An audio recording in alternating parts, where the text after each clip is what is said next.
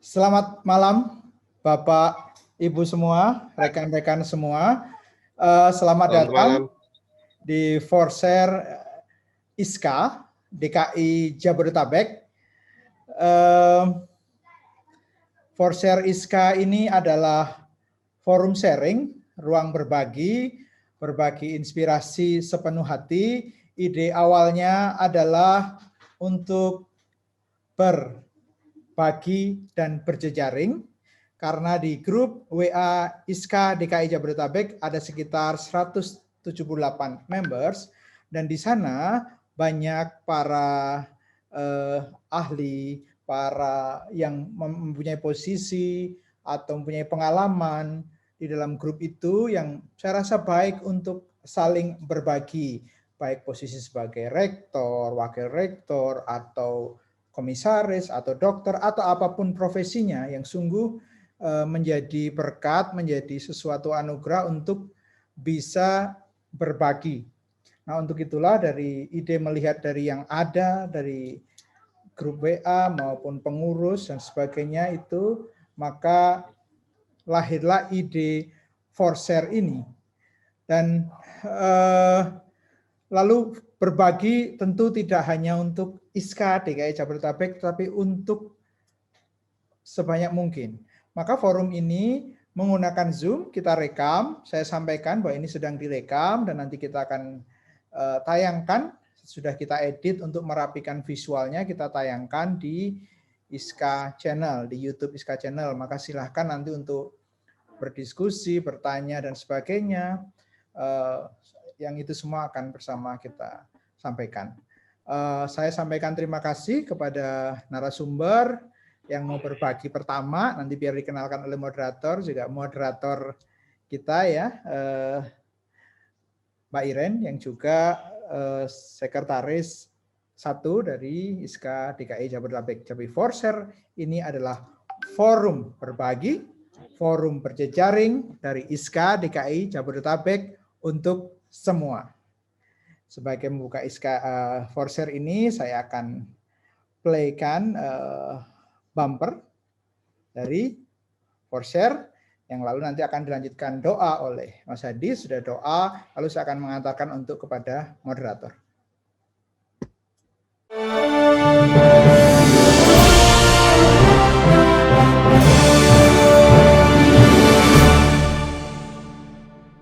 Silakan Mas Hadi untuk pimpin doa secara Katolik.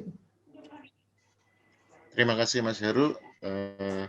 Bapak Ibu sekalian, mari kita awali seluruh rangkaian kegiatan kita di edisi 1 sampai edisi ke-8 nanti sampai akhir tahun, agar segala sesuatunya berjalan dengan lancar. Mari kita berdoa dan izinkan saya memimpin secara Katolik. Dalam nama Bapa dan Putra dan Roh Kudus. Amin. Tuhan, terima kasih Engkau boleh hadir bersama kami malam hari ini untuk bersama-sama kami mengenal satu sama lain, berjejaring, dan terutama kami ingin mendapatkan pengetahuan, pemahaman dari sharing yang diberikan oleh narasumber pada edisi pertama ini. Sertailah pertemuan kami ini dari awal, pertengahan, hingga akhir, sehingga apa yang kami bicarakan, apa yang kami diskusikan, apa yang di-sharingkan oleh narasumber dapat menjadi hal yang bermanfaat bagi hidup dan kehidupan kami. Kami juga berdoa untuk seluruh tim, para pemandu, para narasumber, dan seluruh peserta. Kiranya Kau berikan berkat-Mu untuk kita semua, agar kami dapat tetap survive di masa pandemi ini dan dapat melanjutkan karya-karya kami. Terima kasih ya Tuhan, ke dalam tangan-Mu kami serahkan semua kegiatan kami ini. Amin. Dalam nama Bapa dan Putra dan Roh Kudus. Amin. Amin. Terima kasih Mas Hadi. Langsung aja kita ke diskusi, ke sharing malam ini. Saya serahkan waktu kepada moderator Mbak Iren Saptatri. Silakan Mbak Iren. Ya, terima kasih Pak Heru. Selamat malam semua, selamat malam Bapak Ibu dan rekan-rekan ISKA. Salam sejahtera untuk semuanya. Salam Ren. sejahtera, salam sehat. Salam sejahtera, Tuhan memberkati. Selamat Kita semua. malam. Dan yang sekarang selalu pakai salam sehat selalu. Ya, Oke. Sebelum narasumber kita menyampaikan sharingnya, perkenankan saya menyampaikan profil dari narasumber Ibu Elizabeth Rukmini, PhD. Kita biasa dipanggil Ibu Elizabeth, namun lebih akrab dipanggil Ibu Bet ya. Oke. Karir Ibu Elizabeth Rukmini, saat ini beliau sebagai Head of Strategic Planning di Universitas Pembangunan Jaya. Sebelumnya, selama kurang lebih 18 tahun sebagai lecturer di Unika Atmajaya, dan sempat menjadi Wakil Rektor 4 tahun 2015 sampai 2020 untuk membidangi collaboration, research dan strategic planning. Educational background dari Bu Bet, tahun 1998 Bachelor Degree Chemistry dari Universitas Gadjah Mada. Pada tahun 2011 mendapatkan gelar PhD dari dari Miami University di bidang Chemistry Education, dan juga Master Degree Chemistry dari Universitas Kosin University, Busan, Korea Selatan. Bu Bet juga banyak menghasilkan karya-karya dalam bentuk tulisan, dalam buku. Dan pada malam hari ini, sharing malam hari ini juga, Bu Bet juga akan sharing mengenai salah satu buku karya Ibu Bet mengenai Renjana Beralih. Demikian ya Bu Bet ya. Ya, Oke, untuk terima kasih. itu waktu dan tempat kami persilahkan. Silakan Bu Bet. Terima kasih Mbak Iren. Selamat malam Ibu dan Bapak sekalian. Salam sehat selalu. Terima kasih Mas Heru, Mbak Iren, Mbak Selamat Anet, malam ya. Terima kasih. Mas Hadi, teman-teman di SK yang sudah mengundang saya, melibatkan saya dalam For-Share ini. Juga selamat datang untuk Ibu Bapak sekalian. Ada beberapa teman dari Unika Atmajaya, ada Mbak Endang Pramulat Dewi, dulu pernah bertemu di Atma, Ibu Lis senior saya di Atma, ada Dr. Dwiani juga rekan kerja di Atma pada saat itu. Terima kasih Bu Bapak. Nanti saya akan share screen, kemudian kalau dalam share screen suara saya melambat, mohon saya diberitahu ya Mbak Iren. Mungkin bandwidth saya berkurang karena visualnya banyak, jadi saya bisa matikan video. Baik, Ibu Bapak, saya akan mengajak Ibu Bapak untuk mendalami saja sharing saya ini. Saya tentu hanya seorang di antara sekian puluh orang yang juga sering melakukan refleksi karya terutama. Nah, kemudian malam ini saya ajak Ibu Bapak untuk sedikit interaktif dengan gadget Ibu Bapak. Nanti akan masuk ke Mentimeter, saya akan share screen. Kemudian kalau ada pertanyaan boleh langsung bertanya juga kalau ada burning question, karena saya tidak melihat layar Zoom, saya akan melihat layar yang lain. Jadi Ibu Bapak boleh bersuara atau boleh memasukkan komen di layar Menti nanti. Nah Ibu Bapak silahkan buka gadget Ibu Bapak, kemudian atau laptop atau apapun, kemudian masuklah ke menti.com dan gunakan kode 25896039. Silakan Ibu Bapak bisa masuk 25896039.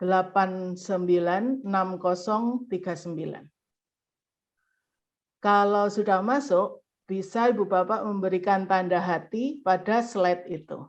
Sehingga saya tahu Ibu Bapak berhasil masuk ke dalam slide ini.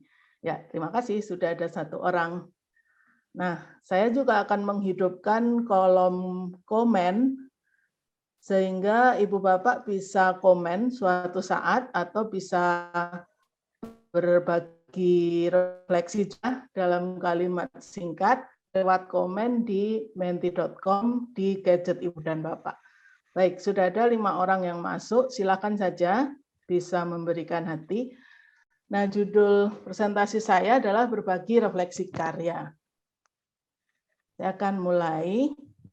Nama saya Elizabeth Rukmini, biasa dipanggil Bet, dan tadi disebutkan background saya kimia, pendidikan, dan kemudian saya belajar strategic planning, kemudian riset saya banyak tentang student-centered learning, dan passion saya termasuk dalam manajemen perguruan tinggi atau manajemen.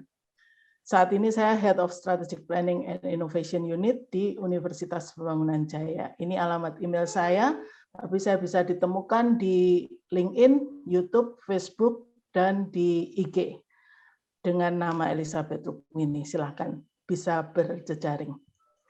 Baik, Ibu Bapak silahkan menjawab apa arti refleksi karya bagi Ibu Bapak. 3 kata kunci saja, kemudian typing dan dimasukkan lewat gadget Ibu Bapak. Yang baru masuk boleh bergabung ke menti.com dan gunakan kode 2589639. Mikirnya nggak usah lama-lama, jadi spontan aja. Arti refleksi karya bagi Ibu dan Bapak apa? 3 kata kunci. Kalau masih ada kata kunci yang lain, boleh langsung dimasukkan. Nah, tandanya kalau masuk, saya akan tahu dari jawaban itu masuk dalam layar ini. Silakan. 1 orang bercermin melihat ke dalam, oke. Silakan boleh pikirkan sejenak, ambil jarak, aksi, oke. Setelah berpikir sejenak, ambil jarak, kemudian beraksi gitu ya. Kerja, bercermin, adaptasi, perubahan, oke. Silakan yang sudah masuk dan ingin memasukkan kembali boleh, karena arti refleksi karya juga akan banyak ya artinya untuk Ibu dan Bapak. Baru 7 orang yang memasukkan, ini tadi mungkin ada 20 orang ya Mbak Iren ya? Ya, sekarang jumlahnya semua 23 peserta. Oke, ya Jadi kita 25, masih tunggu Ibu Bapak spontan saja, masukkan saja. Nah, kata yang paling besar itu berarti ada lebih dari 1 orang yang memasukkan di situ. Jadi refleksi karya adalah pembaharuan. Itu kata yang paling besar itu. Kalau bertambah besar berarti ada orang yang setuju dengan itu dan memasukkan kata yang sama. Kemudian ada kata share, kemudian ada menengok karya yang lalu, melihat kembali karya, itu mirip maknanya. Kemudian live, hidup, kemudian evaluasi, kemudian melihat diri, evaluasi, review ke dalam diri. Baik, sudah 12 orang. Masih ada lagi kah? Oke, terima kasih Ibu Bapak. Kira-kira memang seperti inilah arti refleksi. Jadi Ibu Bapak sudah tahu semua. Jadi mungkin yang saya bagikan ini pengaruhnya akan sedikit gitu ya. Kalau ada pengetahuan Ibu Bapak sudah di level itu, lalu saya berikan sesuatu mungkin tidak baru lagi untuk Ibu Bapak. Nah, tapi semoga ada yang menjadi take home message kita bersama. Semoga bermakna.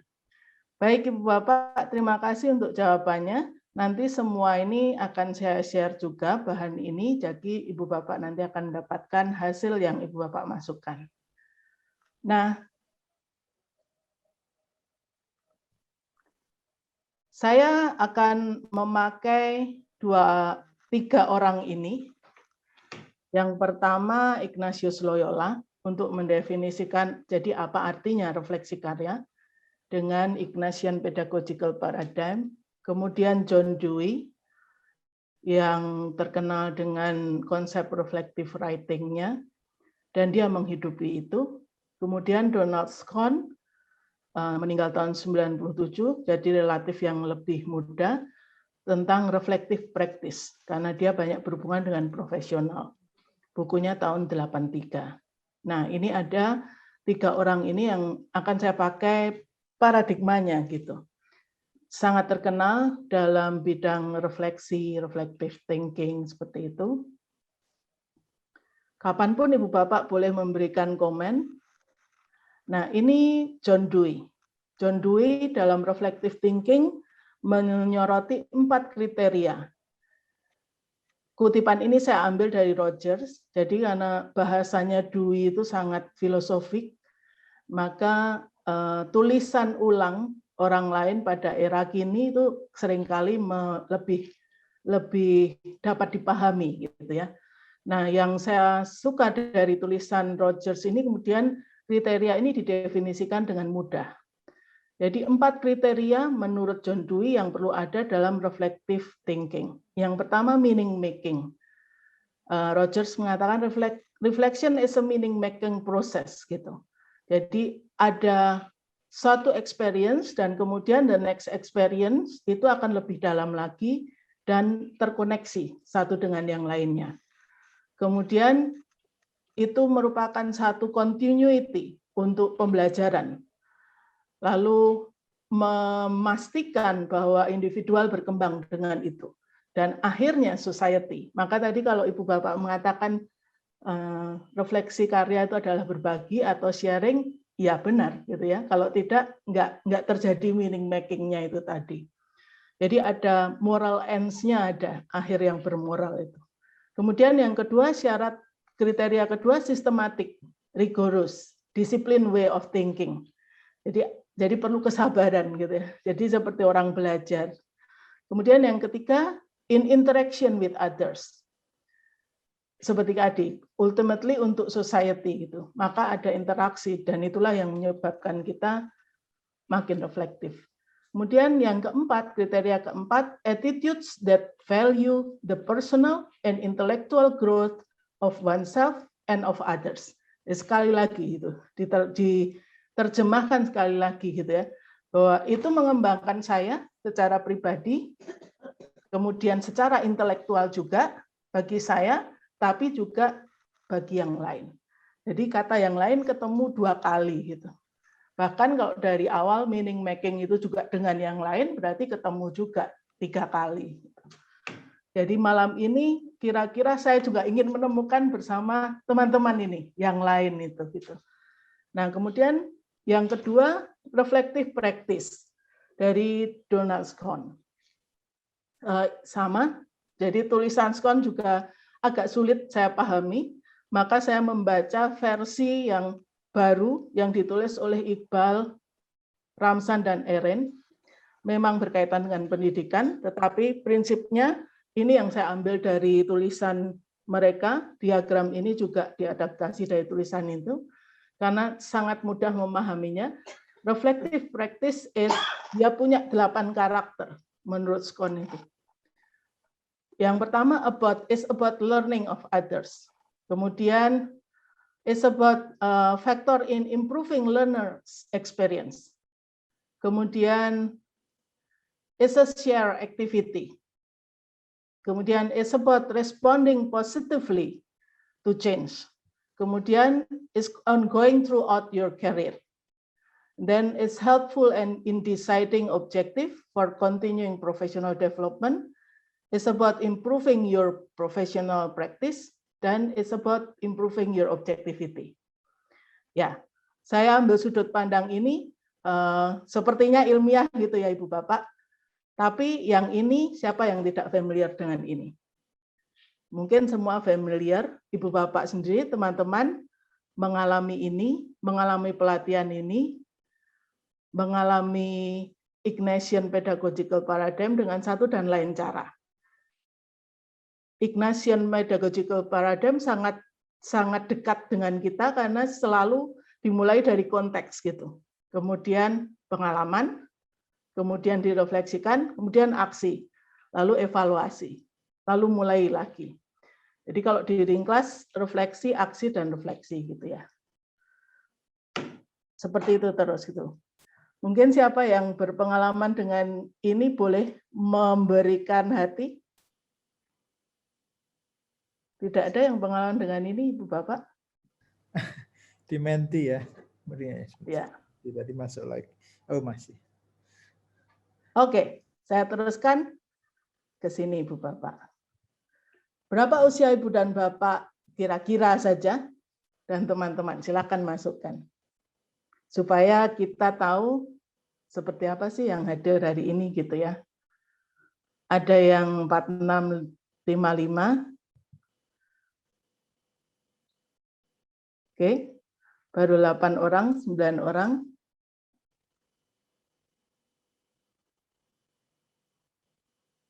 Ada 21 orang, jadi silakan yang belum masuk bisa ke menti.com dan pakai 25896039. Kadang-kadang Jadi ini Mas Heru bisa lihat nih mentinya komposisi hari ini. Gitu. Sorry, ini kadang-kadang Mentimeter minta refresh karena please wait for the presenter to show the next slide. Oh, ya. Oh iya, baik. Sekitar 50-50, 45-45% antara 4655 sampai 3645. Jadi ini karakternya Iskam mungkin di sini ya. Yang muda 25 sampai 35 hanya ada 9%. Mungkin nanti bisa ditingkatkan yang muda ini. Ya. Terima kasih yang semuanya, tapi juga yang muda ini ya. Ya, terima kasih Ibu Bapak. Saya teruskan. Jadi saya kira-kira saya akan tahu Ibu Bapak ada di mana. Nah, ini masalah saya ketika saya diminta menjadi wakil rektor di Unika Atmajaya. Kemudian secara helikopter view dalam masa saya memimpin perguruan tinggi ini, juga saya melihat hal yang paling sulit adalah suksesi kepemimpinan di perguruan tinggi Katolik. Ya, saya bicara perguruan tinggi Katolik, saya mengalami sebagai top leader di perguruan tinggi Katolik itu. Tetapi secara umum di PTS juga mengalami kesulitan mencari pemimpin di level top leader. Suksesi kepemimpinan dipandang sangat penting, tetapi 3 hal yang paling jadi concern saya, nihil persiapan, tidak ada orang, siapa ya orangnya gitu ya. Kemudian ketiga, siapa yang memimpin? Ia bekerja super keras. Nah, ini tampaknya orang-orang yang memberikan hati itu setuju bahwa ada concern yang sama. Nah, lalu apa yang terjadi kenyataannya? Kalau tidak ada orang, tetap saja orang yang ada itu harus memimpin gitu ya. Dan nihil persiapan. Itulah yang terjadi pada saya pada saat itu. Maka yang terjadi hanya coba kerjakan, learning by doing gitu ya. Putuskan itu nggak ada lagi yang lainnya gitu. Minta bimbingan dulu juga tidak akan bisa. Tidak ada waktu untuk itu gitu. Maka ketika memikirkan coba kerjakan, learning by doing, itu 3 hal saja yang saya pikirkan. Di titik mana institusi saya berada saat ini? Kemudian di titik mana institusi saya perlu berada atau berjuang ada? Kemudian apa yang membedakan kedua posisi itu? Kalau yang pertama, di titik mana institusi saya berada saat ini, itu benchmark jelas ya. Misalnya kalau perguruan tinggi, saya bicara dari perguruan tinggi, sudah akreditasi apa institusi saya? Saya itu ukuran yang diterima secara resmi oleh khalayak ramai. Pada saat sebelum saya menjabat, sebelum itu Atmajaya itu belum akreditasi A sebagai institusi. Kemudian tentu achievement yang mau dicapai adalah akreditasi A secepatnya. Nah itu maka titik yang institusi itu perlu berada adalah akreditasi A. Saya kira di semua PTS yang belum akreditasi A akan seperti itu ya. Yang pertama seperti itu. Nah di corporate juga tentu ada capaian di titik mana institusi saya berada saat ini dan di mana institusi saya perlu berada, berjuang untuk ada. Apa gap-nya? Apa yang membedakan dua posisi itu, dan itulah yang mau dibuat gitu ya, learning by doing itu. Jadi kuncinya ya kemudian mau nggak mau buat terobosan apapun itu gitu untuk memenuhi gap itu.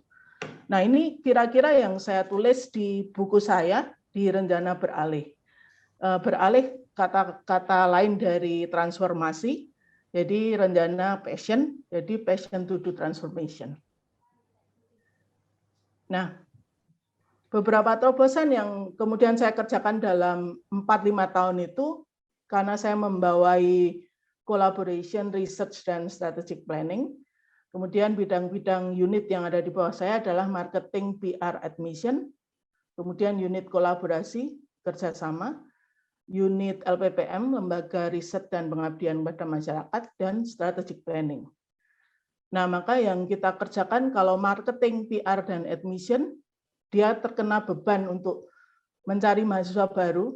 Kalau bagi PTS berarti itu adalah masukan income yang paling berharga, maka kelembagaan diperbaiki, sosial media, kemudian media relation, dan aktivasi secara rutin. Jadi Bu Bapak di sini mungkin dulu sering datang misalnya Friday Cafe Break, Meaningful Saturday, kemudian Mas Heru di ISKA itu sering saya ajak kerjasama untuk adakan event-event di Atma. Misalnya, itu bagian dari aktivasi. Kemudian di kolaborasi itu being responsive gitu. Jadi kalau ada email segera dijawab gitu. Dan akhirnya kerjasama itu meningkat karena sikap kita being responsive. Kemudian lembaganya sendiri dibesarkan, di grooming, dan internasionalisasi dibuat dengan benchmarking. Lalu riset sama mirip seperti tadi, institusi saya berada di mana dan pantasnya berada di mana. Di tahun 2015 middle, sebelum kami menjabat itu, Atmajaya berada di peringkat yang cukup rendah untuk peringkat penelitian. Kemudian naik lagi, dan ultimately menjadi mandiri. Kemudian ada pusat unggulan iptek nasional di akhir masa jabatan saya, 1 bulan setelah saya resign selesai, sah menjadi PUI, sebuah pusat penelitian HIV/AIDS di Atma. Nah ini yang dikerjakan supaya tadi gap itu terpenuhi gitu ya. Kemudian di strategic planning, Renstra tentu, lalu peringkat internasional, QS Stars, dan social responsibility. Kemudian terobosan hibah, misalnya memberikan block grant, insentif, riset, dan hibah-hibah karena kerjasama. Jadi ada istilahnya anggaran yang misalnya dulu sebenarnya tidak membengkak, tetapi penggunaannya kurang tepat, misalnya kemudian ditarik untuk hal-hal lain. Ditarik untuk membesarkan terobosan yang perlu pada reputasi akademik. Kemudian sinergi antar unit yang menyentuh seluruh jaringan antar unit. Saya dapat mungkin misalnya mengadakan event itu unitnya bukan unit di bawah saya saja, tapi unit kemahasiswaan dan unit pendidikan misalnya. Jadi lebih strategis. Kira-kira seperti itu singkatnya. Nah ini selingan untuk Ibu Bapak nih. Seberapa setuju Ibu dan Bapak? Proses teaching and learning di universitas membosankan.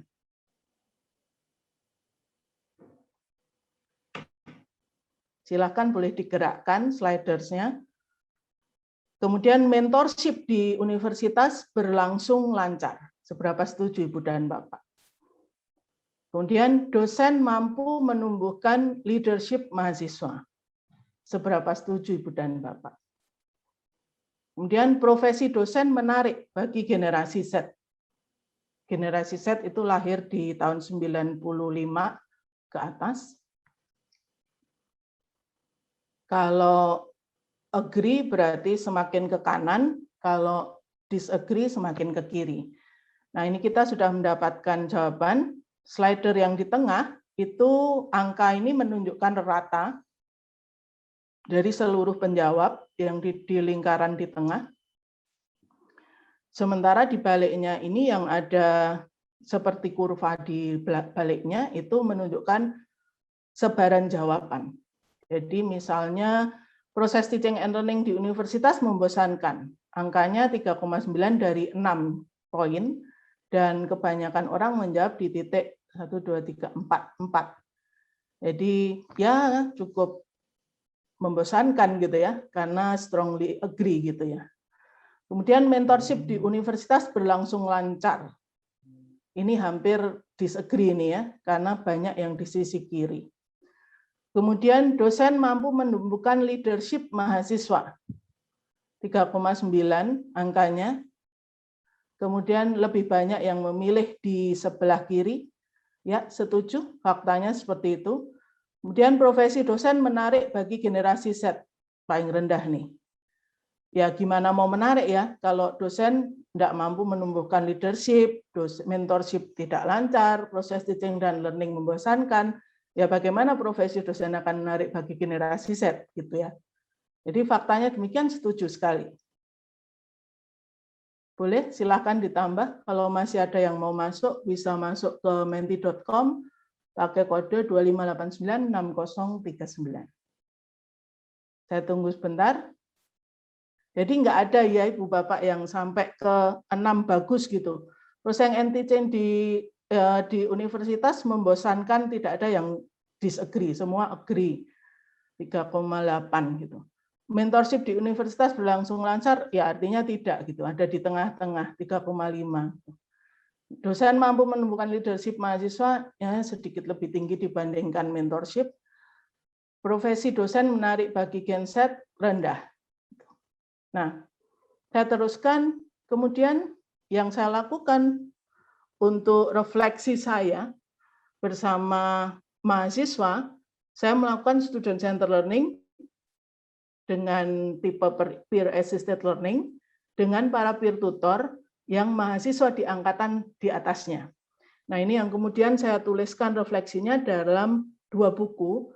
Yang terakhir, Rencana Belajar Bermakna Melalui PAL, dan sebelumnya Rencana Belajar Bermakna Melalui Peer Tutor.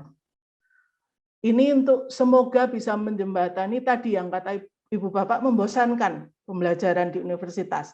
Mentorship nggak ada. Nah, mentorshipnya ya dari dosen kepada peer tutor ini. Peer tutor ini kemudian dipersiapkan, di grooming, dan diberi pelatihan yang sangat memadai. Kemudian sepanjang karirnya sebagai peer tutor, ia didampingi oleh para mentornya. Tentu ini tidak akan bisa menyentuh semua orang menjadi peer tutor, dan tidak perlu juga semua orang jadi peer tutor ya. Tapi kemudian peer tutor ini diharapkan turun ke mahasiswa yang lainnya, dan mentorship-nya menjadi berjenjang. Mirip seperti mentorship ketika mereka bekerja secara profesional. Ini 2 buku tentang kedosenan dan mentorship bagi kaum muda, sementara yang tadi Rencana Beralih itu tentang manajerial. Kira-kira pembagian refleksinya seperti ini. 2 buku ini saya tulis bersama mahasiswa peer tutor yang merefleksikan karya mereka sebagai peer tutor. Nah, ini perjalanan di peer assisted learning yang saya lakukan. Jadi 2006 sampai 2021 itu masih ada sampai sekarang. 2026 itu kita mulai benar-benar dengan pilot project saja, kemudian sempat berhenti karena saya sekolah, karena saya S3, kemudian kembali dari S3, saya kembali ke menekuni PAL lagi, lalu melibatkan beberapa dosen lain, kemudian PAL masuk menjadi salah satu pendekatan pembelajaran yang digunakan di tahun pertama, tahun kedua, dan paruh tahun ketiga di Fakultas Kedokteran. Kemudian di tahun ketika FKIK Atma punya farmasi, waktu itu saya ikut mendirikan farmasi. Nah, farmasi kemudian juga adopt PAL ini sampai kemarin masih ada sampai di mata kuliah dasar di farmasi. Kemudian juga riset yang melibatkan PAL, kemudian melibatkan mahasiswa. Jadi mentorship-nya berkembang lagi gitu. Tidak hanya di peer tutornya, tidak hanya di mahasiswa yang dibimbing oleh para peer tutor, tapi juga oleh mahasiswa-mahasiswa yang mau melihat dampaknya. Kira-kira seperti itu.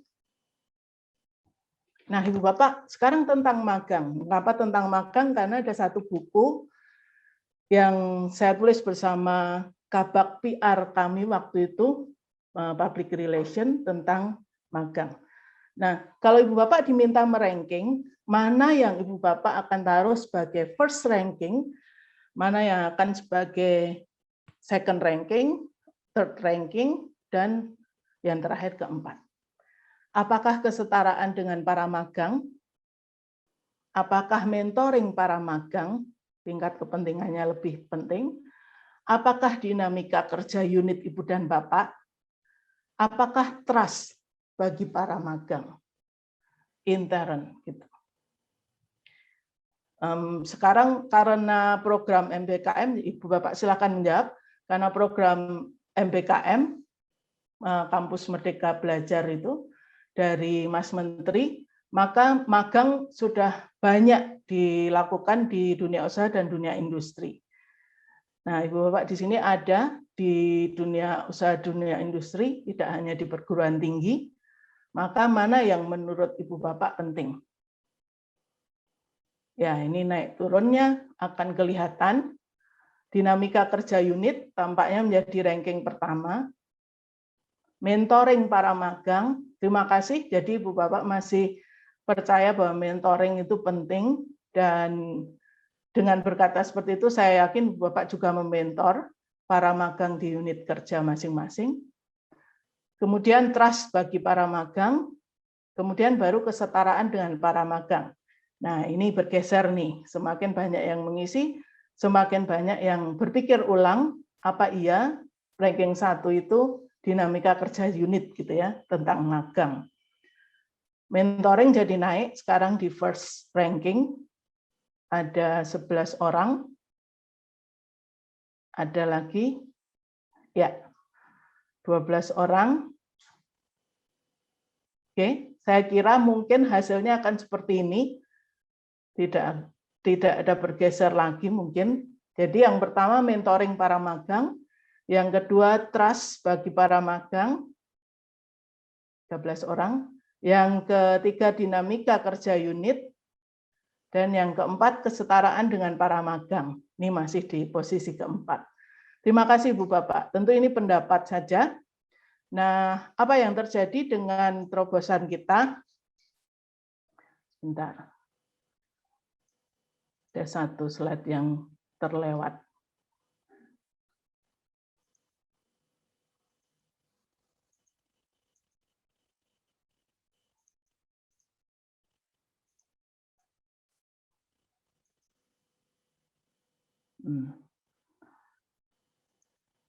Dan satu slide terlewat, Ibu Bapak.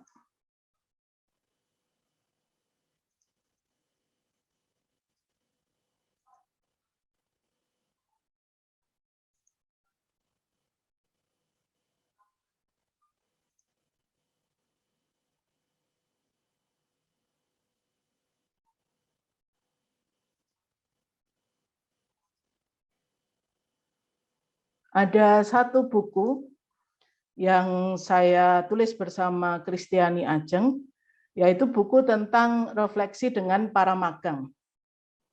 Buku ini judulnya The New Millennial.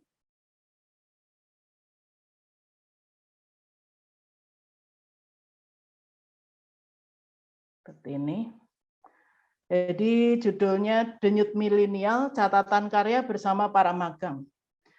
Jadi kami merekrut magang, para magang yang berasal dari beberapa fakultas di Unika Atmajaya waktu itu untuk bekerja secara nyata di marketing PR, kemudian di biro kerjasama yang bekerja sama dengan international parties, bekerja sama dengan dunia luar gitu, dan dievaluasi dari waktu ke waktu. Nah, para magang ini kemudian meneruskan karyanya juga, kemudian merasakan karya itu sungguh bermakna dan menuliskannya dalam refleksi mereka di The New Millennial. Kira-kira ringkasannya ya, para magang menemukan makna berkarya dan organisasi bergerak dinamis. Jadi sangat setuju bahwa Ibu Bapak tadi mengisi yang penting adalah mentoring untuk para magang dan kemudian organisasi bergerak dinamis, unit bergerak dinamis. Mengapa? Karena darah mudanya itu menuntut gitu ya, menuntut kepada teman-teman yang lain. Jadi kalau mau menggerakkan unitnya, yang orang muda ini diberi trust, di mentor, dan dia akan menggerakkan unit itu, berlomba-lomba untuk bergerak. Oke, Ibu Bapak, satu lagi pertanyaan. Nah, di Sumbu X, Ibu Bapak mohon pikirkan di masa depan, kira-kira 10 tahun ke depan dari sekarang, apakah topik 1, 2, 3, dan 4 itu getting better atau getting worse? Kemudian di sumbu Y, di sumbu yang vertikal, pikirkan peran Ibu Bapak. apakah Ibu Bapak punya daya, power terhadap 1, 2, 3, dan 4 itu, atau Ibu Bapak itu powerless. Nah, kemudian letakkan bola-bola itu menurut pendapat Ibu Bapak. Nah, ini anonim, yang akan keluar nanti adalah keseluruhan jawaban, gitu ya. Jadi seperti di gambar ini, yang keluar misalnya bola mentoring, bola nomor 1 itu letaknya getting better, dan saya cukup powerful sih, gitu.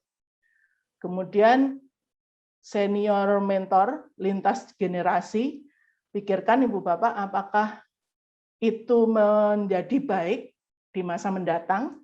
Senior mentor, lintas generasi itu makin membaik, gitu ya. Kemudian Ibu Bapak saat ini powerful nggak terhadap kasus itu, gitu ya, terhadap poin itu. Kemudian yang ketiga, generasi muda, generasi Z yang lahir 95 sampai 2010.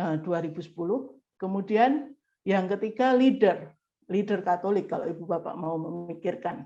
Apakah getting better, dan Ibu Bapak sekarang posisinya di mana dalam peran membuat kasus itu menjadi getting better atau getting worse itu.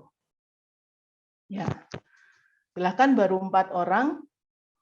Jadi tujuan kita berefleksi apakah suksesi leader Katolik dan kita itu punya peran, gitu. Ya, ini mulai bolanya mulai sedikit geser ke tengah, tapi ada lagi yang narik ke kanan atas, gitu ya. Mentoring, senior mentor lintas generasi.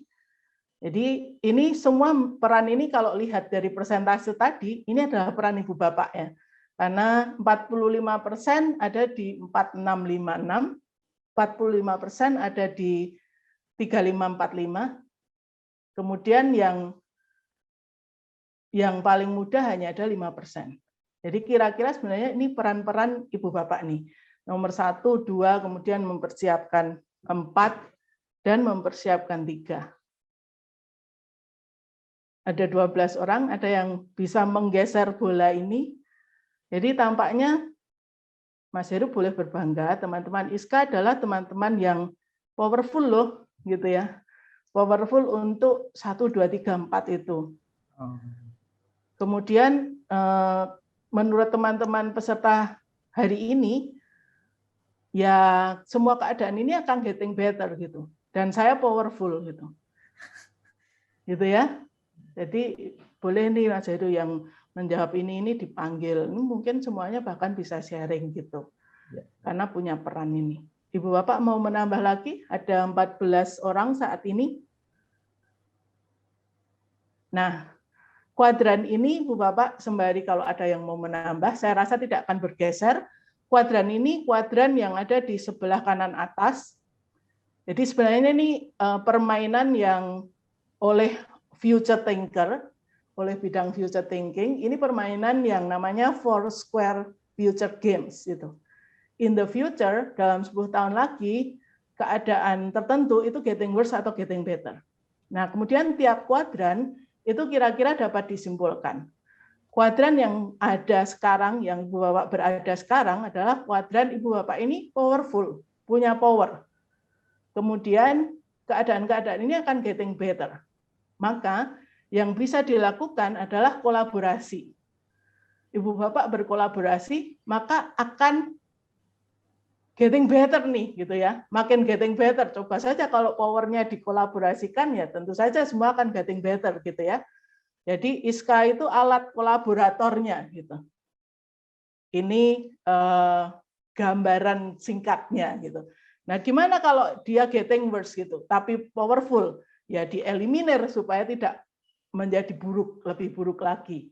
Tapi kembali lagi, kenyataan itu adalah suksesi leader, termasuk item 1, 2, 3, 4 ini, menurut Ibu Bapak adalah sesuatu yang getting better dari hari ke hari in the future. Dan saat ini Ibu Bapak punya power untuk berkolaborasi dan membuatnya getting better. Untuk itu, kesimpulannya bersiap untuk nanti, itu berarti kolaborasi jawabannya, gitu ya. Semoga teman-teman di sini kemudian merefleksikan kolaborasi itu dan jadi aksi, karena tadi katanya refleksi itu aksi. Nah, di sini baru saya tanya nama nih, Ibu Bapak boleh mengisi nama real, nama panggilan. Yang penting nanti kalau ada yang menang, saya kirimkan 1 buku gitu. Silakan Ibu Bapak boleh masuk, 15 orang. Ada lagi 16.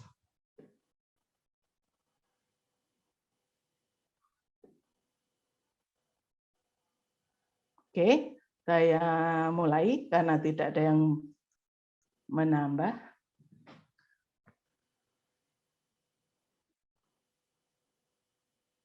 Semoga ada yang tahu. Boleh dipilih yang menurut Ibu Bapak benar. Nanti Menti akan keluarkan 1 nama yang memenangkan buku itu.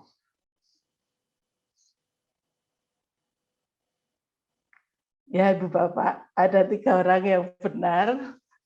Siapa yang tercepat? Ya, jadi yang tentang manajerial itu rencana beralih.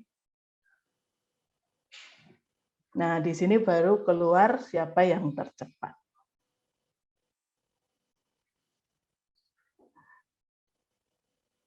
Oke, ya repeat siapa ya nanti bisa berhubungan sama Mas Heru. Nanti saya kirimkan.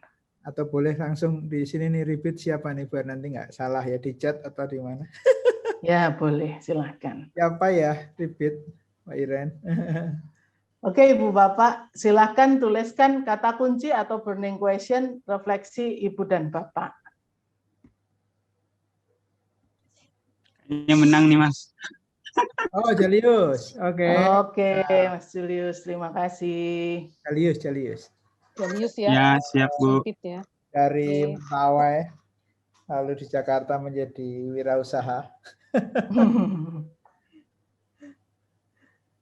Silakan Ibu Bapak, boleh menuliskan kata kunci atau burning question refleksi Ibu Bapak hari ini.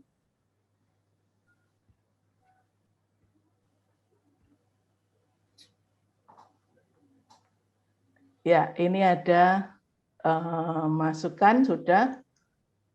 Kolaborasi, aksi, pembaruan dalam kolaborasi, berani berubah, di manakah kita sekarang, mentoring, semangat, pembaruan diri, kerjasama tim, share. Terima kasih Ibu Bapak.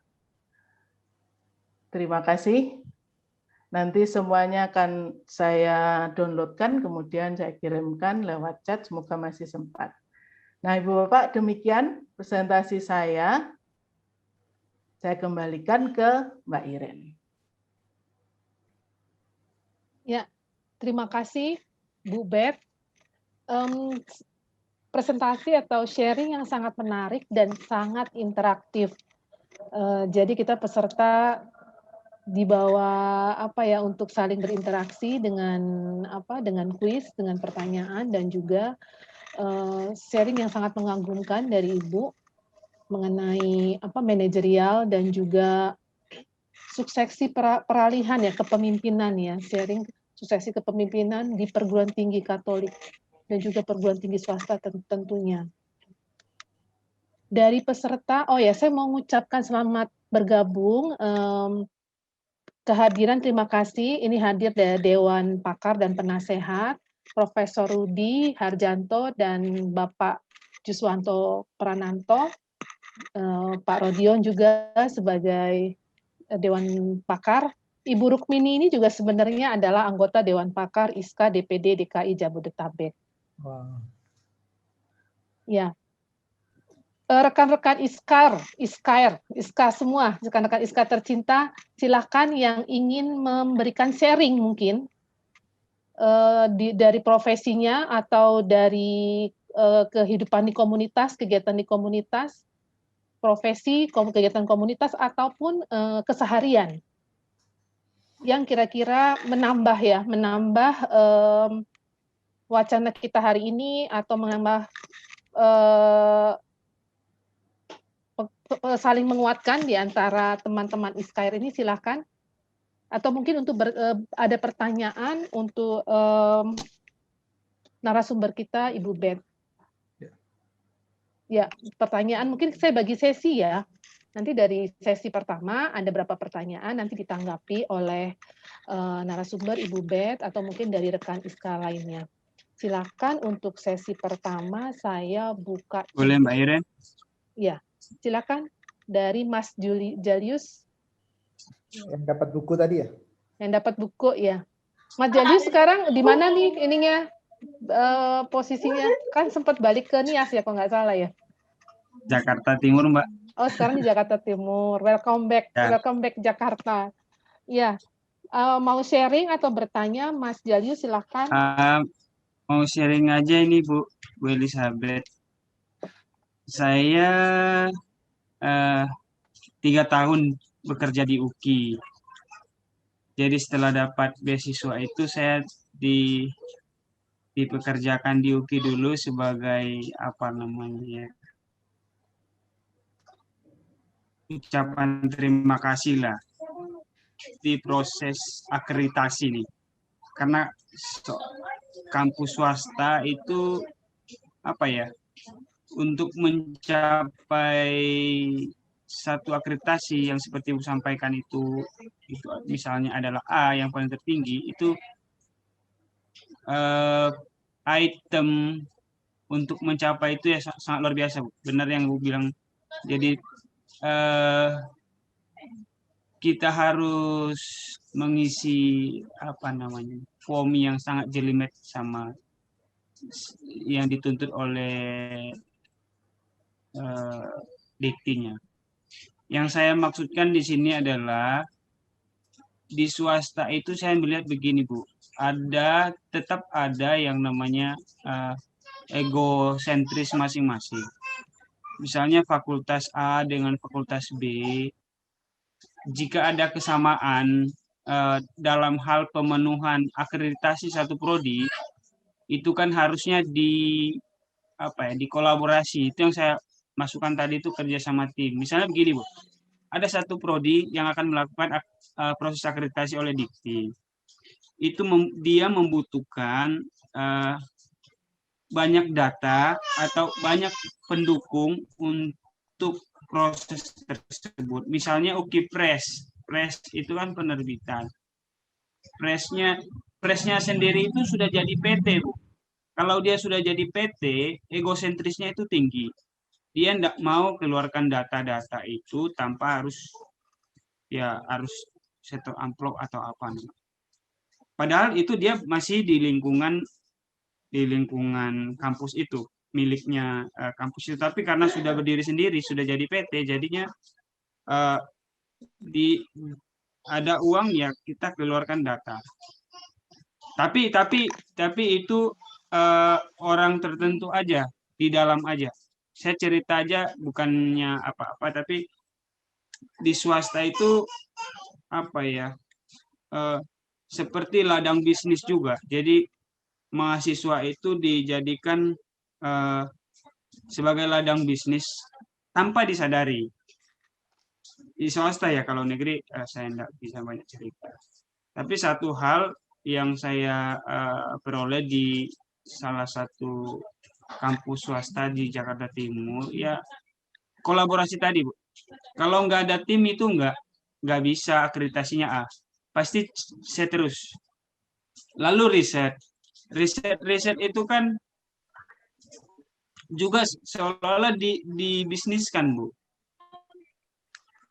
Jadi kamu kalau mau dapat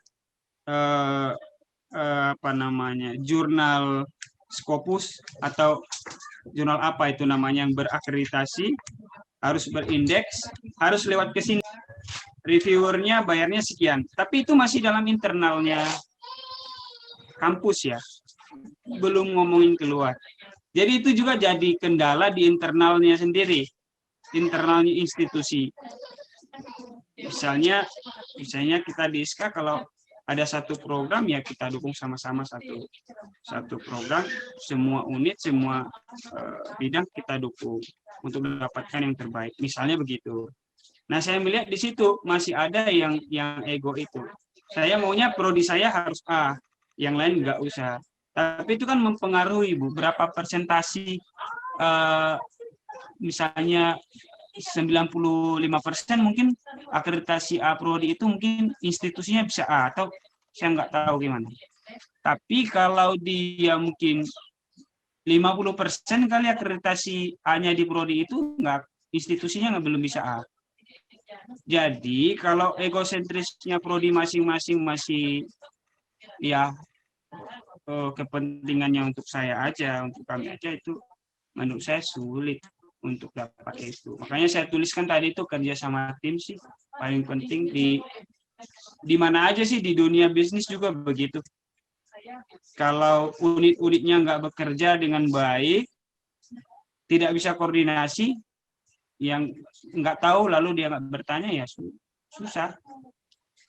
Lalu untuk mencapai A tadi itu, ya kalau hanya main uang ya, dalam tanda kutip loh ya Bu. Karena ada juga yang dia mau dapat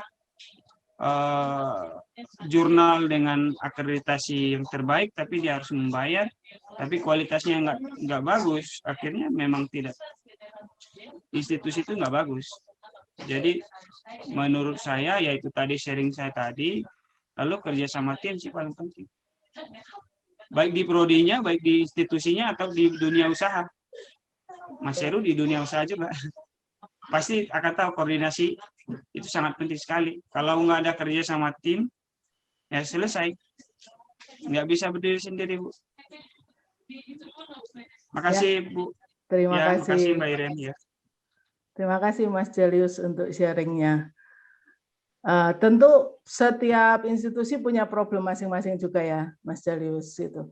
Mau perguruan tinggi, mau corporate, tentu punya problemnya masing-masing yang tentu ada yang unik untuk setiap masing-masing institusi gitu. Tapi yang ya sebagai orang beriman katakanlah, dan sebagai orang yang tahu persis misalnya ada penilaian yang objektif, bagaimanapun juga kalau dalam PT perguruan tinggi ya akreditasi itu suatu penilaian yang objektif. Apakah objektif 100%?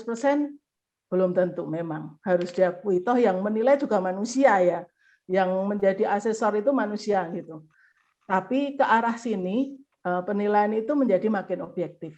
Misalnya data center gitu ya, dengan sekarang penilaian BAN PT misalnya Badan Akreditasi Nasional untuk Perguruan Tinggi sudah mulai mengarah ke penjaminan mutu yang sifatnya daring, sehingga ya nggak bisa ditipu gitu ya. Kemudian akreditasi yang berbasis pada karya-karya tridharma dosen misalnya terindeks, itu terindeks di mana? Sudah tidak bisa ditipu gitu. Indeks yang bisa dibayar itu apakah bisa valid? Sudah tidak lagi, Mas. Jadi akhirnya semua ukuran itu tidak bisa ditipu lagi dengan data. Data science, kemudian keahlian teknologi gitu, kompilasi seluruh data, machine learning untuk mengelola semua data itu jadi satu yang cukup valid. Dan ke arah sini makin seperti itu. Sayangnya tidak semua universitas bersiap. Kalau kemudian universitas masih memikirkan kotak-kotak kecilnya, menjadi raja-raja kecil di program studi, menjadi raja-raja kecil di unit-unit yang seolah-olah sudah menghasilkan uang, misalnya tadi dikatakan unit press misalnya, itu seolah-olah sudah menghasilkan uang, tapi selama jadi raja kecil, ya dia tidak akan berguna apa-apa. Kan? Ya sudah, data tidak bisa ditipu kok. Gitu. Saya indeksnya berapa itu saya tidak bisa menipu lagi gitu ya. Ya tidak punya keinginan juga menipu, tapi kemudian kinerja itu sudah bisa terbuktikan. Nah, kita perlu percaya untuk itu gitu. Nah, di kuadran tadi teman-teman percaya gitu bahwa 4 item itu tadi bagian dari suksesi kepemimpinan itu getting better. Sama ya, seperti keadaan kita memandang validasi atas benchmark atas perguruan tinggi juga getting better gitu. Dan kita ada di mana gitu. Nah, teman-teman ini sebagian besar powerful gitu untuk yang tadi itu 4 itu. Kalau suksesi kepemimpinan berhasil, maka sebagian besar problem di perguruan tinggi itu ya teratasi dengan leadership. Pertama leadership, kedua manajemen, baru ketiga sistem. Saya percaya itu. Kenyataannya masih seperti itu. Suatu saat mungkin leadership menjadi nomor 2 gitu. Suatu saat mungkin gitu ya. Jadi siapapun leadernya doesn't matter gitu. Tapi di saat ini dari sedikitnya 2 tempat saya bekerja, universitas tempat saya bekerja, ya leadership masih yang nomor 1. Kedua manajemennya, ketiga sistem. Tanpa leader yang baik, dia tidak bisa membangun sistem. Tanpa leader yang baik, dia tidak bisa memanage timnya. Memang masih di pucuk gitu ya posisi itu gitu. Sampai suatu titik mungkin saja gitu, sistem yang ada di nomor 1. Why not?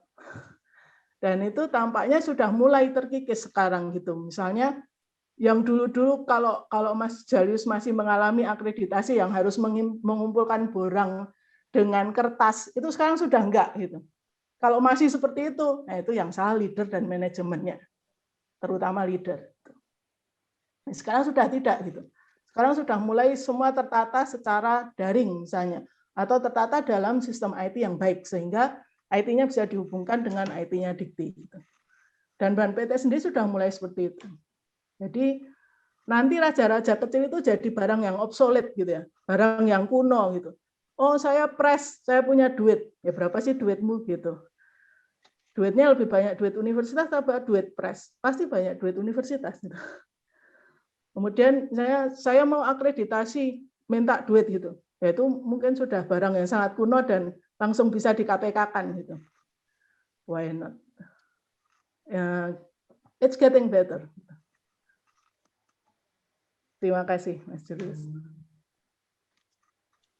Oke, jadi sebenarnya kendala-kendala yang ada seperti di-sharingkan oleh Mas Jalius ya, sebenarnya berarti kekuatan sistem ya, Bu Bet ya, data kemajuan teknologi yang berbasis data, karena data sendiri itu seharusnya tidak bisa dibohongi karena data sendiri itu merekod kinerja. Kira-kira seperti ya, itu ya Bu Bet ya. Dan saat ini yang pertama itu masih leadership. Selain kemudian manajemen dan sistem itu sendiri atau data sistem, karena leadership yang baik itu justru bagaimana bisa membangun sistem dan selebihnya melit resources yang ada. Ada tanggapan dari mungkin dari di sini ada pakar, ada Pak Profesor Rudi, mungkin ada tanggapan, Prof.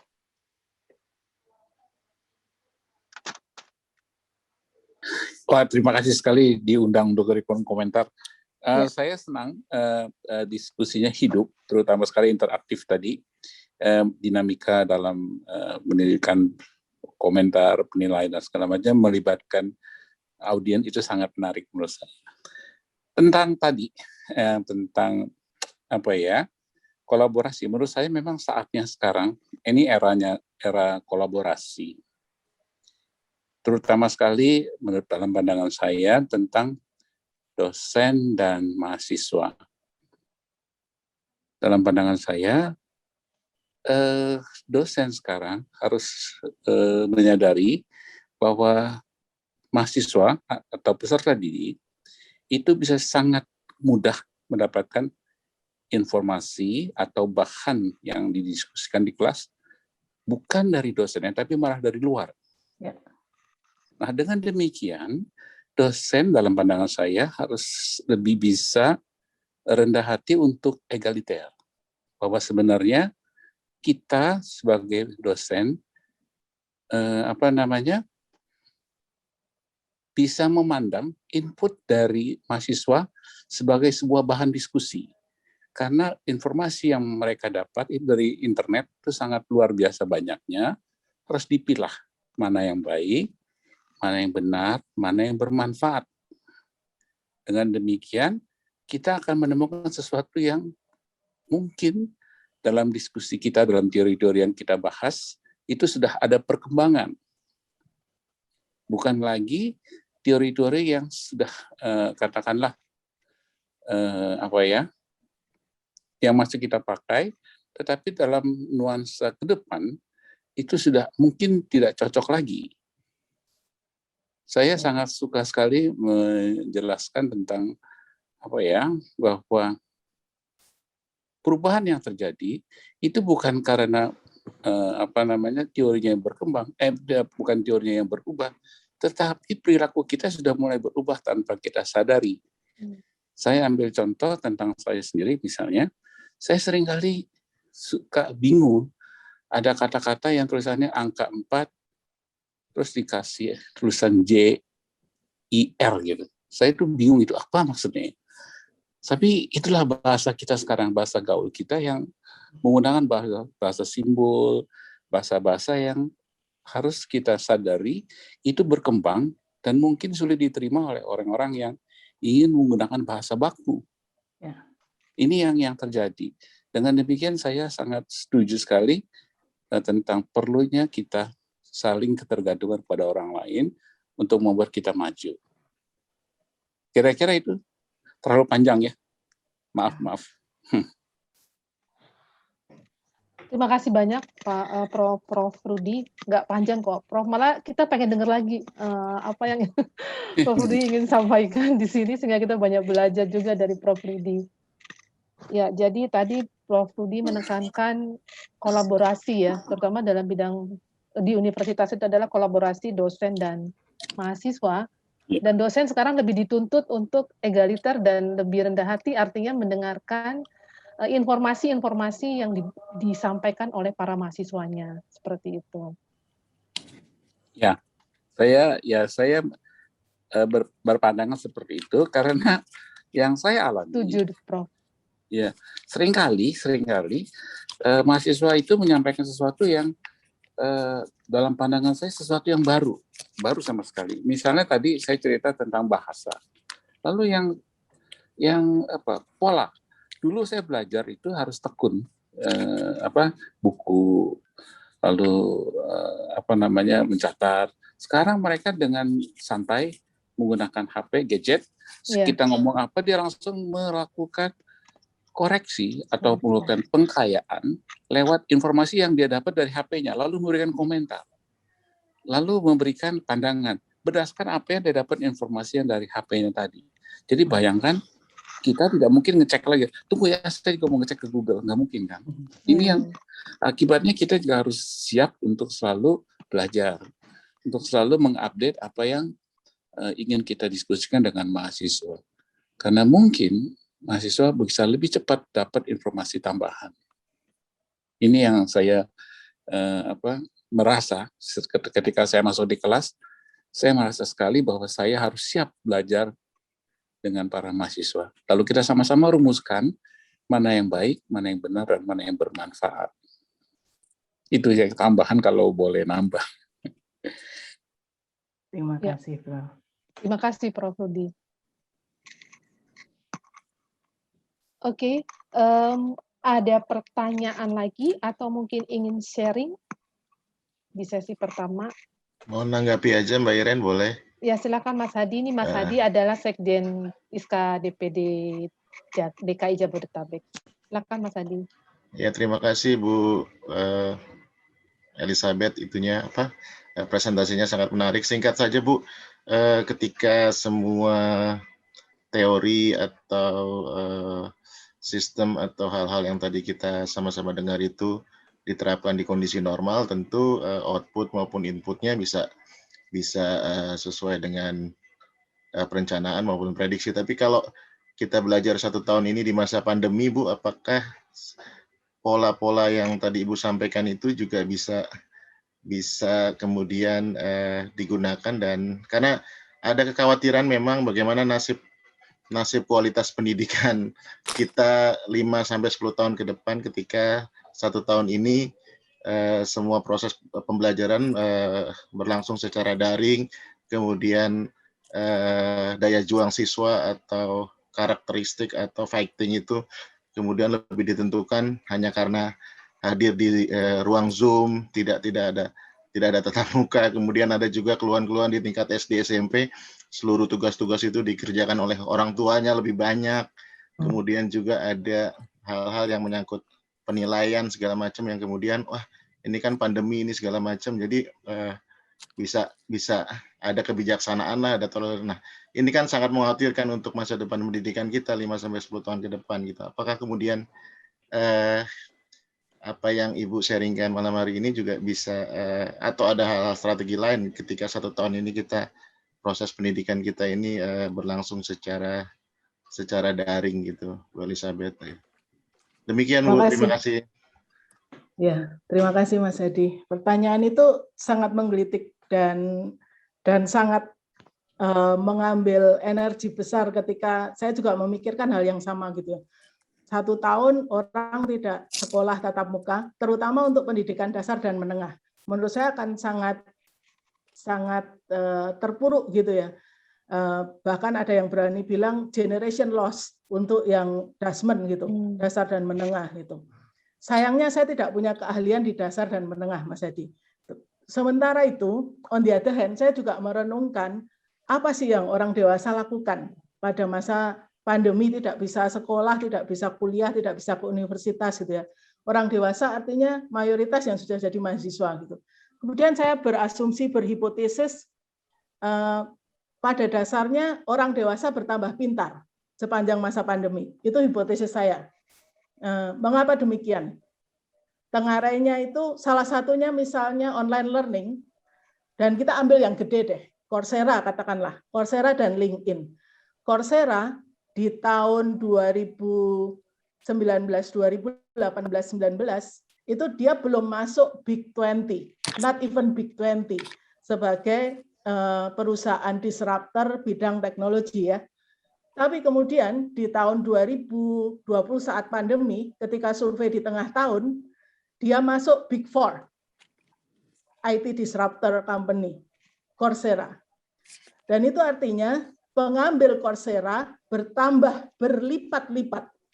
Kemudian saya pelajari Coursera. Saya ikut Coursera sepanjang pandemi, hampir sepanjang setahun. Saya ikut berbagai macam course di Coursera.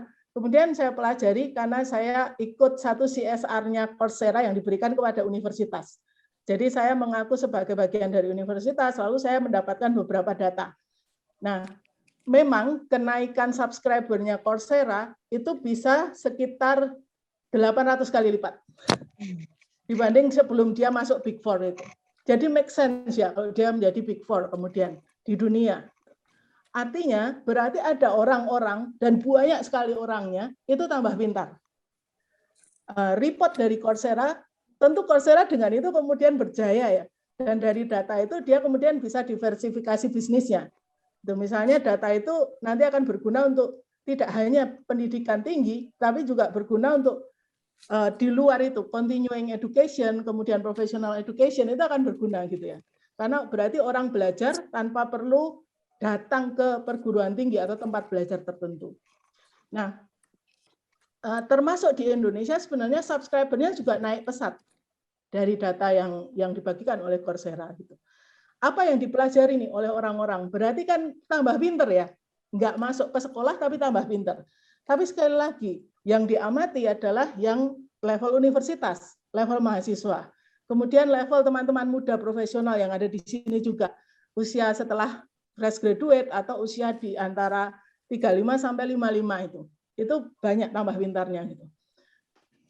Apa yang dipelajari juga sangat unik kemudian bisa dilihat dari kesimpulannya Coursera atas data itu di negara-negara yang berkembang atau hampir maju ya seperti Indonesia hampir di atas berkembang ya. Dia masih belajar sebagai pengguna. Misalnya digital marketing itu banyak dipelajari oleh orang Indonesia. Maka kalau ibu bapak di sini yang ahli marketing membuka digital marketing course online pasti laris. Dan itu juga saya buktikan ketika di UPJ ini, UPJ juga punya satu JKAL gitu, Jaya Continuing Advanced Learning, mana yang banyak subscribernya? Yang menggunakan artinya menggunakan skill itu untuk kerja, digital marketing gitu, untuk usaha sendiri atau untuk pekerjaannya di kantor, pengguna gitu. Tapi belum pada proses creation. Creation itu apa? Misalnya orang-orang yang selama pandemi itu ambil Coursera, tapi berasal dari Eropa yang maju misalnya, Jerman, Austria, seperti itu, dia mengambil apa? Mengambilnya adalah data science, machine learning. Jadi creation sudah gitu ya. Dia ingin one step forward-nya dia itu adalah saya bukan ahli dalam menggunakan, tapi ahli dalam create. Gitu. Nah ini bedanya seperti itu. mungkin kalau waktunya lebih lama lagi sekarang yang di Indonesia itu akan ngambil yang itu tadi, creation itu tadi gitu ya. Apalagi kalau yang dari pendidikan atau ibu bapak yang dari profesional membaca report itu, membaca reportnya LinkedIn saja misalnya, juga kemudian akan timbul pemikiran kalau gitu organisasi saya harusnya ngambil one step forward. Nah, asumsi ini kemudian terbuktikan juga kan. Awal mula kan saya berpikir orang dewasa tambah pintar karena pandemi. Hipotesis saya seperti itu. Kemudian saya buktikan dengan Coursera dan LinkedIn, data Coursera dan data LinkedIn. Kemudian saya cari-cari lagi di paper. Karena saya waktu itu masih di farmasi, sekarang saya juga masih mengajar farmasi di Atma sebagai honorer, dosen honorer. Nah, saya berpikir gini, mahasiswa di bidang kesehatan yang tidak bisa bertemu, dan itu sebetulnya lacking besar sekali untuk kami. Misalnya kimia, nggak bisa datang ke lab kan? Kimia apa itu? Namanya sastra kimia mungkin gitu ya. Nah, nggak bisa ke lab nih. Mas Heru tahu pasti kimia itu harusnya ke lab gitu. Seminggu kalau penting 7 hari, lebih dari 24 jam ke lab. Nah, ini nggak bisa ke lab. Terus ngapain sastra kimia itu gitu kan? Lalu apa yang dipelajari orang-orang yang seharusnya harus ke lab, teknik saya belum tahu, kedokteran itu jelas, dia harus ketemu pasien, tidak bisa ketemu pasien, dia harus belajar skills klinis, tidak bisa ke lab skills klinis, dia harus belajar lab-lab basah di patologi anatomi, di mikro, tidak bisa ke sana. Lalu apa yang mereka lakukan gitu? Tambah pintar enggak? Nah, dari literatur yang saya baca, saya sedang kumpulkan, kemudian kepingin membuat meta-analisis dan systematic review-nya, kesimpulan saya benar. Mereka tambah pintar. Lalu ambil apa mereka? Macam-macam. Yang dulunya nggak pernah berpikir mengambil manajemen rumah sakit, nggak pernah berpikir manajemen public health, nggak pernah berpikir tentang epidemiologi misalnya, dia ambil course itu. Jadi ketika pulang, yang dikatakan Prof. Rudi tadi, bahayanya, tanda kutip bahayanya, dosen akan makin obsolete ya. Kalau dalam masa ini nggak tambah pinter juga itu, karena ya mahasiswa yang kembali ke kampus nanti tidak akan sama. Refleksinya tidak akan sama dengan mahasiswa yang ketika normal tadi belajarnya di kampus. Warning besar untuk dunia pendidikan tinggi gitu. Nah, di Dasmen saya sepakat bahwa itu berdarah-darah, yes itu. Terutama di level grassroots misalnya gitu. Nah, mungkin inilah refleksi kita gitu ya. So what is the action for that gitu ya. Kalau yang di pendidikan tinggi tambah pintar, tapi yang di dasar tidak, terutama yang di grassroots level, so kamu mau apa? Gitu. Nanti baliknya itu gap-nya itu tadi saya mau kemana dan gap-nya ada di mana, isi gap-nya itu jangan-jangan tugas kita lah itu. Yang saat hari-hari ini itu berefleksi dan tambah pintar itu. Masih tanda tanya Mas Hadi.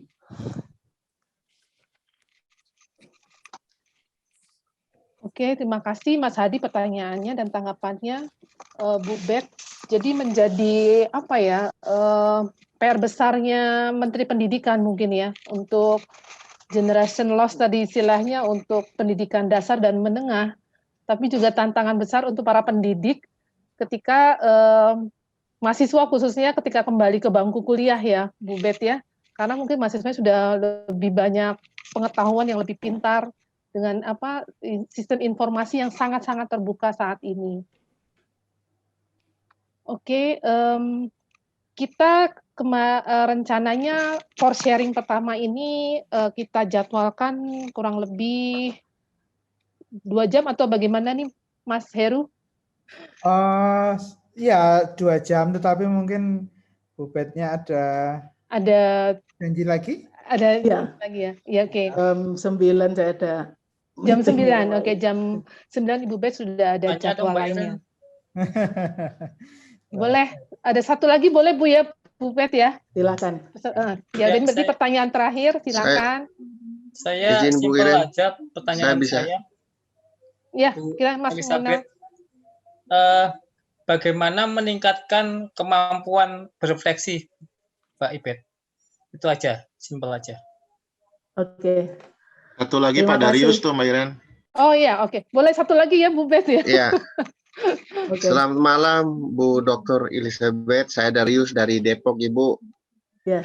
Saya tertarik dengan istilah leadership yang Ibu sampaikan tadi. Mungkin masih kaitan dengan pertanyaan sambungan dari Mas Hadi. Kebetulan saya pernah jadi ketua komite sekolah di Depok. Itu di awal 2000 itu kan kita pandemi, sehingga sekolah itu tidak dilakukan ujian. Dan saya diundang untuk menyatakan bahwa udah dilulusin aja. Nah, kaitan dengan masa depan anak-anak yang seperti Ibu katakan tadi, terus kaitan leadership, kaitan juga dengan saya sebagai Katolik. Posisi seperti ini seperti apa, Bu? Menurut saya kan ya seperti materi yang Ibu sampaikan itu tadi semacam bertolak belakang.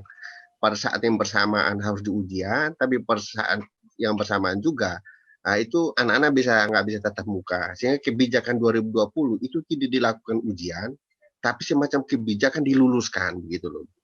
Nah, jadi leadership dengan seorang Katolik hari ini itu diuji. Bagaimana menurut pandangan Ibu Dokter? Terima kasih, Tuhan memberkati. Ya, terima kasih Pak Darius. Oke, tadi yang pertama dari Mas Monel ya? Iya, Mas Monel. Iya, Mas Mengenai Monel. refleksi ya. Iya. Latihan refleksi sangat bergantung pada pilihan personal menurut saya ya, Mas Monel gitu. Pada saya sendiri ketika mulai melakukan hal baru, jabatan sebagai Warekempat, kemudian sekarang jabatan sebagai Head of Strategic Planning di UPJ, saya membiasakan membuat catatan. Catatannya apa-apa aja gitu. Yang kadang-kadang kalau dibaca tulisannya jelek banget gitu. Yang tahu mungkin hanya saya dan kadang-kadang hanya kata kunci yang saya catatkan gitu. Kemudian ketika ada waktu lebih banyak, saya tuliskan lebih banyak. Karena buat saya menulis bagian dari refleksi itu. Tapi tentu ada teman-teman yang punya cara lain lagi gitu. Misalnya ada yang mendengarkan, baru kemudian meresapkannya, itu latihan refleksi juga ya. Ada banyak cara gitu. Karena saya orang yang lebih sifatnya verbal dan tekstual, maka saya menulis. Jadi agenda saya meskipun punya digital agenda, tapi buku agenda saya berbuku-buku gitu. Biasanya kalau orang ngasih hadiah ulang tahun atau ketemu saya, dikasih agenda yang murah meriah aja senang banget gitu. Kenapa? Karena pasti dipakai. Karena kemudian nggak pernah cukup untuk menulis itu. 1 bulan bisa habis yang agenda 50-100 lembar gitu habis. Ya kadang-kadang tulisannya kayaknya nggak mutu ya, kalau dibaca ulang akhirnya iya ya dulu tuh saya pernah memutuskan A, memutuskan B, memutuskan C, dan itu ada recordnya. Itu kebiasaan saya sejak terutama SMA sebetulnya, sampai sekarang seperti itu. Kalau disimpan terus dari SMA nggak tahu sudah berapa box bukunya, sempat pernah kebanjiran. Nah seperti itu latihan saya sebenarnya. Mungkin sudah jadi habit, ya ketika mau menulis, jadinya membuka buku itu atau membuka catatan di komputer dan mengedit jadi lebih mudah. Kemudian untuk pertanyaan Pak Darius itu satu yang saya juga prihatin gitu.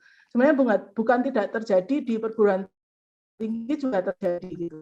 Apalagi di perguruan tinggi yang misalnya tidak terlalu memandang perlu soal mutu. Dan itu tetap harus diakui ada ya Pak. Bayangkan saja perguruan tinggi di Indonesia, coba deh yang bukan dari perguruan tinggi. Tahu nggak berapa jumlah perguruan tinggi di Indonesia? Kira-kira.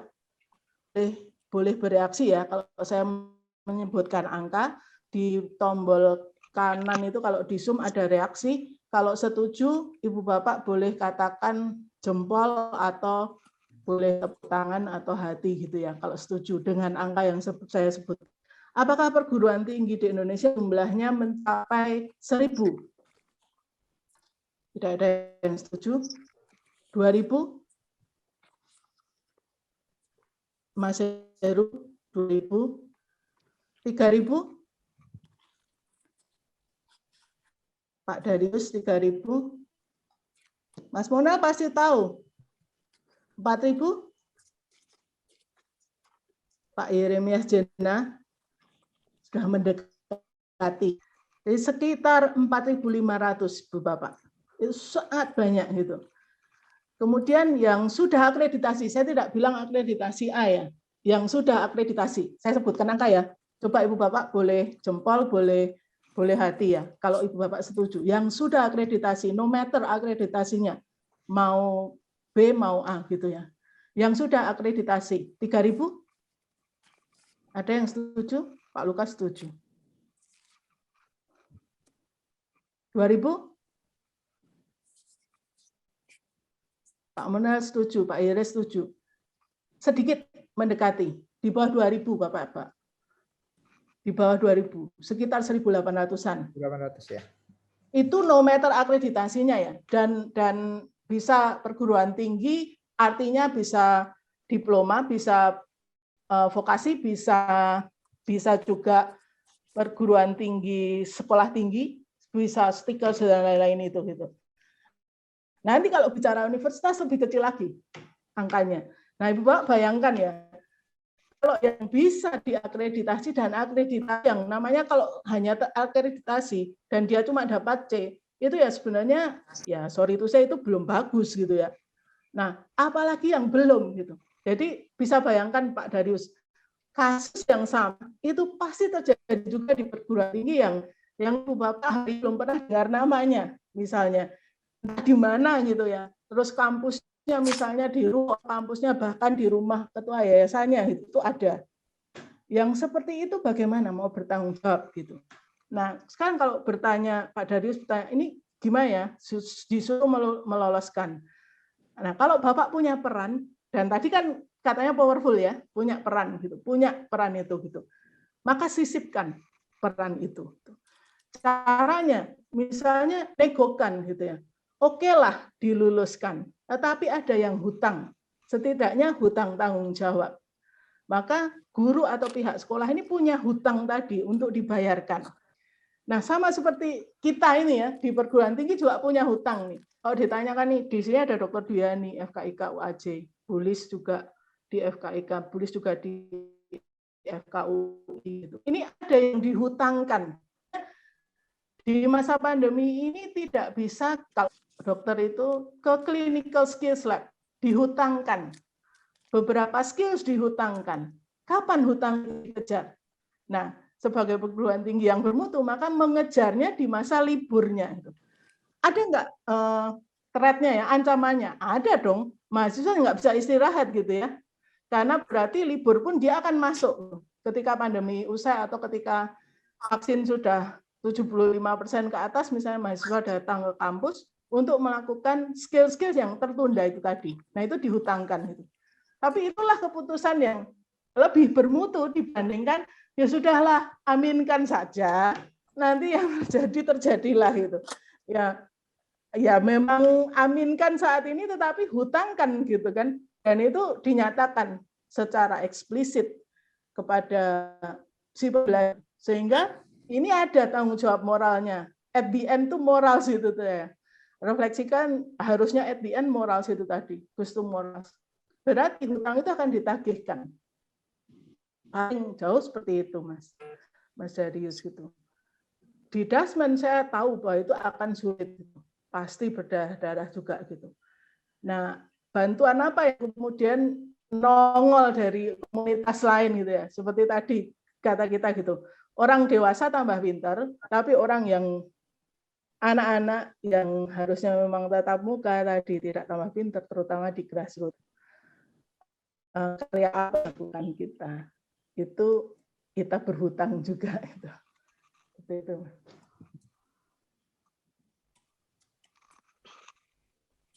Demikian. Oke. Terima kasih banyak Bu Bet. Jadi sebenarnya dari sharing malam ini ternyata kita banyak PR ya. Terutama yang akibat dari pandemik juga di bidang pendidikan, mungkin juga di bidang lainnya seperti itu. Di satu sisi ada bidang ada sekelompok tertentu yang tadi lebih pintar, tapi banyak PR lagi yang ternyata justru itu cukup besar tantangannya karena itu justru terdampak pada pendidikan dasar dan menengah tadi. Sebenarnya dari saya sendiri banyak sekali ingin bertanya gitu, banyak diskusi lagi gitu ya. Ini cukup sangat-sangat menarik. Tapi sayang waktunya terbatas dan Bu Beda lainnya, terima kasih Rukmini atas sharingnya, pembelajaran kita semua malam ini, juga teman-teman ISKA tadi juga yang sudah ikut juga. Terima kasih Bini. Wawasan kita mungkin bisa dilanjutkan dengan diskusi lainnya ya Bu Bet ya. Karena ini ternyata banyak hal yang kita perlu menjadi keprihatinan atau PR kita bersama. Tadi juga leadership di komunitas mungkin tadi ya, suksesi kepemimpinan di organisasi seperti ISKA juga mungkin seperti itu. Oke, dari saya coba kembalikan dulu ke Pak Ketua ISKA DPD DKI Jabodetabek, mungkin ada tanggapan atau kata penutup, silakan Mas Heru. Masih di mute, Mas. Masih di mute, sorry ya. Baik, tidak ada kata penutup dari saya, selain terima kasih diskusi yang menarik, masukannya, sharing semuanya, baik dari narasumber ya, Mbak Lisbeth, ini sebenarnya saya kenal dari zaman kuliah, dan ketemu lagi di sini, puji Tuhan, lalu Mbak Iren sebagai moderator, dan semuanya, baik yang ISKA maupun belum di ISKA, atau ya siapapun lah yang ada di forum ini, semuanya saya berterima kasih dan mengapresiasi menjadi PR bersama, menjadi masukan, menjadi diskusi berikutnya, menjadi refleksi berikutnya. Dan untuk for-share berikutnya itu 1 bulan lagi, tepat diingat-ingat aja kalau yang mudah-mudahan pada ikut lagi adalah Kamis 6 Mei 2021, tepat seminggu sebelum Lebaran. Narasumber yang sharing nanti Profesor Dr. Insinyur Agustinus Purna Irawan STMT, Rektor Universitas Tarumanegara. Nah ini temanya nilai-nilai Katolik dalam pendidikan untuk mewarnai program Merdeka Belajar Kampus Merdeka. Nanti kami undang lagi, ini akan menjadi sharing yang setiap bulan ada, atau bahkan mungkin lebih dari setiap bulan, karena ternyata begitu bergulir for share juga ada beberapa yang mau ikut sharing, berbagi ilmunya untuk masyarakat luas. Karena setelah Zoom ini kita akan edit, merapikan view, lalu kita akan tayangkan di YouTube ISKA Channel sekitar hari Senin. Kami semoga Senin akan tayang di YouTube. Saya rasa itu dari saya. Kita bisa tutup. Mungkin ada doa singkat untuk penutup. Silahkan dari Mbak Iren tutup doa singkat, atau dari ya silahkan. Untuk lalu habis itu kita tutup. Biasanya ada tradisi foto. Apakah berkenan membuka layar? Tadi sudah saya screenshot deh. Nah, ini saya beberapa layarnya masih ditutup kalau berkenan. Ya, silakan. Terima kasih. Yang ada ya, baik. Ya, silahkan satu. Ya, terima Bapak sekalian. Ya. Oke ya. Terima kasih sudah juga. 1, 2, 3, sekali lagi 1, 2, 3. Mari tutup doa sebentar, silakan. Oke. Terima kasih. Mari kita bersyukur ya bisa berkumpul malam ini. Kita tutup for share ISKA DKI Jabodetabek malam ini dengan ucapan syukur, dengan doa dalam nama Bapa dan Putra dan Roh Kudus. Amin. Terima kasih Allah Bapa yang Maha Baik karena Engkau mempertemukan kami di komunitas ini dan kami bisa bertemu dengan anak-anak Tuhan yang bergabung dalam ISKA, dalam organisasi ISKA juga bertemu juga dari luar ISKA, sehingga kami bisa berbagi ilmu, berbagi pengetahuan, sharing, dan saling memperkaya. Semoga Engkau selalu menyertai kami dalam karya kami setiap hari, dalam kerja, dalam karya, dalam usaha, dan semakin bermanfaat bagi banyak orang. Semoga forum for share ini juga ke depannya semakin berkembang, semakin memberi manfaat, baik bagi ISKA maupun bagi banyak orang. Kemuliaan pada Bapa dan Putra dan Roh Kudus, seperti pada permulaan, sekarang, selalu, sepanjang segala abad. Amin. Terpujilah nama Yesus, Maria, dan Santo Yosef untuk selama-lamanya. Lama-lamanya. Amin. Dalam nama Bapa dan Putra dan Roh Dalam nama Kudus. Bapa dan Amin. Putra dan Roh Kudus. Amin. Terima kasih Bapak Ibu. Terima Terima kasih Bu kasih. Elizabeth Terima Rukmini. kasih. Terima Terima kasih. kasih Bu Ibet, Mas Heru, teman-teman semua.